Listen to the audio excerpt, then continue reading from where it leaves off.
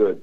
Oh, yeah. Yeah, I've been doing like a Chipotle mead once a year since then, but I got to get my hands on some really good Chipotles. I may have to draw on my southwestern friends to get me some, because the stuff we get here is kind of It's not, peppers aren't. I mean, people like spicy stuff, but you can't get good peppers. Not really good, here. When you get good peppers and you can get a balance on that sweetness against the pepper, it's always fabulous. Oh, it is, yeah. But it's so easy. Pepper. But once you go off that little bit, and it changes the whole thing. It's a line, yeah. And that's what people say. Oh, I'm going to just throw it in there and let it sit for a while. I'm like, dude, I'd be checking that like 5 times a day. Because you just don't know how fast they're going to infuse. It depends on the peppers, the quality of the peppers, how dry they are, where you got them, did you rehydrate them, what's the temperature of the mead, what else is in the mead. There are so many variables that are going to affect the absolutely the dispensation of flavor level that you can't assume anything. Yeah, absolutely. We have a lot of pepperheads in our club, and so we always end up doing some kind of pepper mead, and you don't need a lot, and you don't need it for long, No. So and Bob, Bob's kind of the one who with his ghost pepper mead, really kind of started the trend and I think started the trend in the area. So actually, I went out and I spoke at Massapequa to Andrew's club, Long Island Beer and Malt. I remember that. And I came out, and there was about 100 people in the room. They have a big club. Mm-hmm. And I gave a talk. I brought some meads, and I think it was Bobby Rodriguez, Mike, and Todd. Todd Long was the fast president.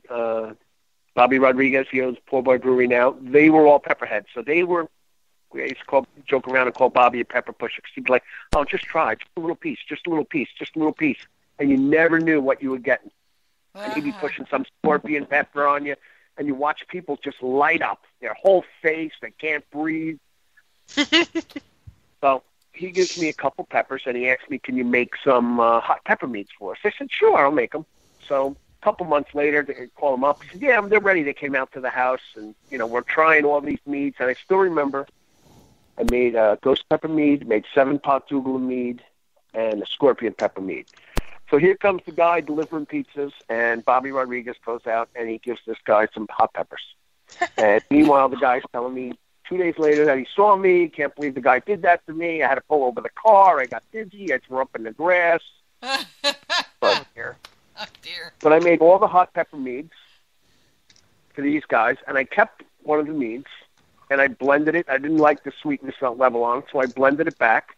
I entered that mead in New York City's Homebrew Alley, and I ended up winning Best of Show. I beat 762 other entries, and I think it was the only Best of Show that was a mead in a beer comp for the country. Nice. So I remember being really impressed by that too. I remember thinking like, wow, a mead just won Best of Show, in this competition, because it's, there's not a lot, he's talking 760 something entries, and I don't know how many mead entries they get, but maybe 20, at the time, maybe 15. Well, at the time, there wasn't that many. Yeah, so like recognizing that this blows away the 750 beers that we have. I just remember being really impressed by that. I remember that I entered 5 meads that competition. My lowest score was a 38. That's pretty good. Yeah, no, I was meats always tend to score a little bit higher, which is nice. There's a lot more freedom with it. It's kind of like, there's a lot, there's a lot less kind of restrictions, and like you said, there's a lot more experimentation. So you kind of have to just kind of go with, with the description and kind of say, does this work or it doesn't work? With beer, there's so many commercial examples, and it's just like, look at this. If this is supposed to be, whatever, like a Hellas or something like that, or whatever, you know what I mean? Like, there's so many commercial examples that you've had that, if it kind of fits in that style or not. Like, okay, this is not supposed to be, peppery phenolic, and it's not, not supposed to have like, a lot of like these kind of esters going on. But with like a mead, you kind of have to just say, all right, what did this person intend? and is this pleasurable or is it not pleasurable? So there's a lot more leeway with it, and it makes for an interesting judging experience. It does, and that kind of leads into the next thing that I kind of wanted to ask is, you do a lot of judging, and you learn after a while to kind of disconnect your likes and dislikes from the experience itself. You have to, And sure. I have a little mantra. It's like, doesn't matter if I like it, doesn't matter if I like it, doesn't matter if I like it. Although I'm writing down the numbers of the ones I really do like that I can try to track them down later, But it doesn't matter if I like it. I mean, I've judged so many meads that were styles or with flavors that were not to my personal taste, and yet I see this all the time on the various mead groups. People are like, "Oh, I had blah blah mead, and it was terrible. It was awful." And what they're really saying is, of course, I did not like it, rather than it was a bad mead. Although it's possible it was, but mostly they're saying that. So sure. what would you tell people who are wanting to learn to better evaluate meads, even if they never intend to judge on the circuit? If they just want to taste their buddies' meads and be able to give them a good valuation, what would you tell them? I think it's like I said, sitting down with some score sheets and kind of looking at it. It's like being able to kind of dissect a beverage, and not only identify its individual parts, but kind of judge it in its totality.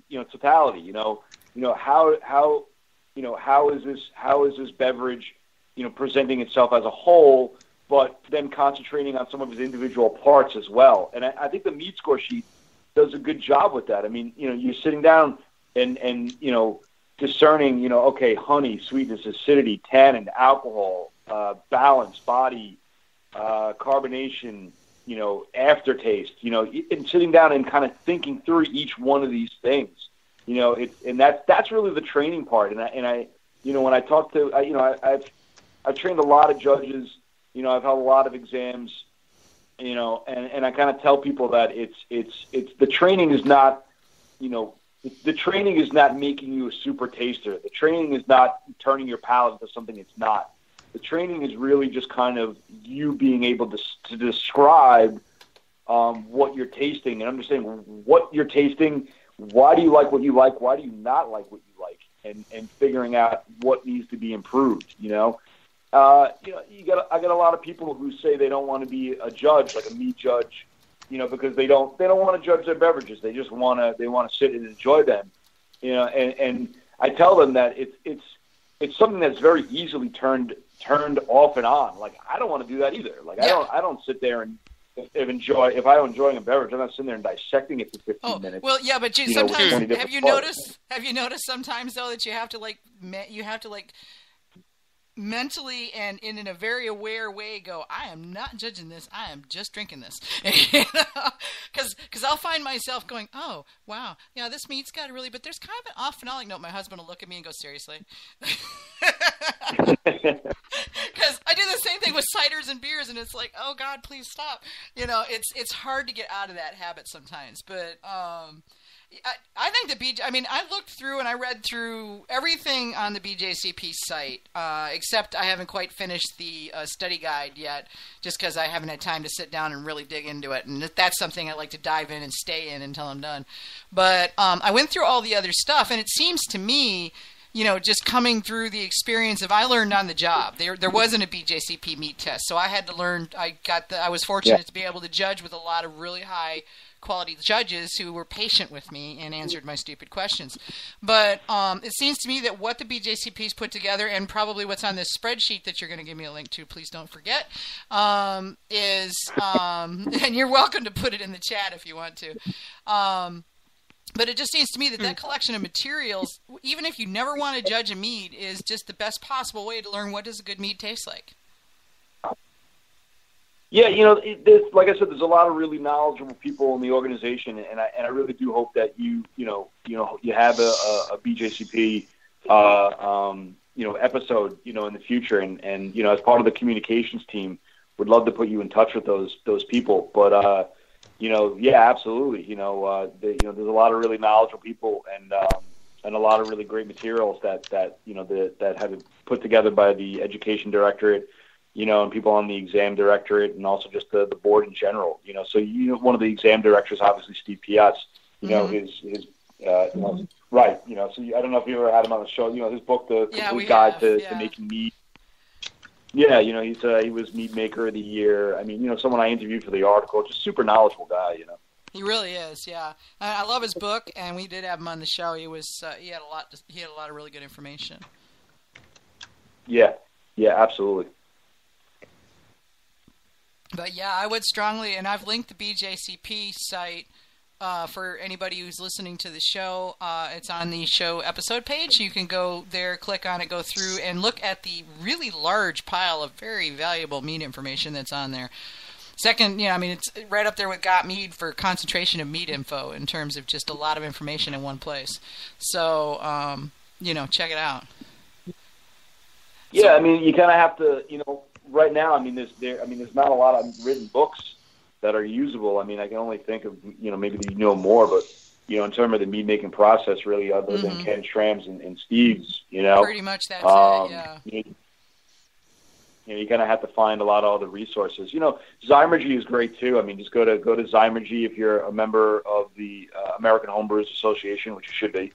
Go to their website and Zymergy magazine, and online you could do searches through all their magazines. Just type in mead and hit search, and just the dozens and dozens of articles that'll pop up. That a lot of them are part of their experiment.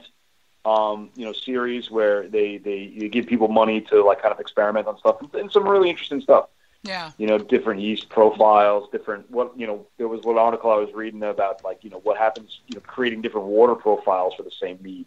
What works, what doesn't work. Interesting stuff. That is interesting. I used to get the magazine back before they had them all up on the website, and it was always fun to find the one mead article a month, or the one mead article an issue that they had. Yeah, no, I agree with you. It's obviously not a lot, but now you just type in mead, hit the search button, and it's you get stuff popping up for a long time. It's great. I'll have to go renew my membership. I let it lapse, so I'll go check it out.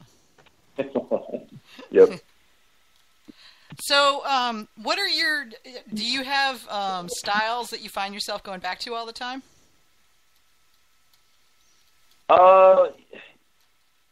In terms of judging, in terms of making, in terms No, of, I'm sorry, I changed tracks on you. Just in making mead. What do you like?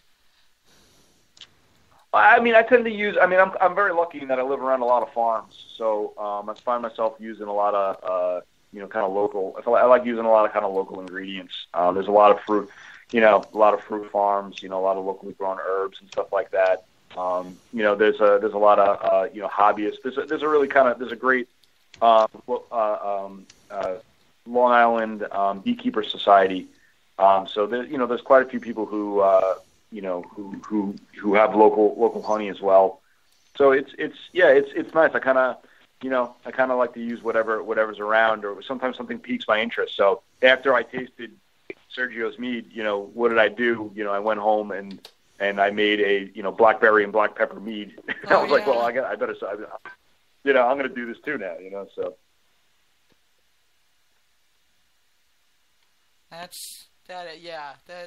That was good. That was really, really good. I liked it a lot. Yeah, and I'm kind of leaning in that direction myself, because I did a fridge. We're getting ready to get a new fridge, so we cleaned out the fridge and freezer yesterday for the old one and scrubbed everything down, and I found like half a dozen bags of fruit in the bottom of the freezer.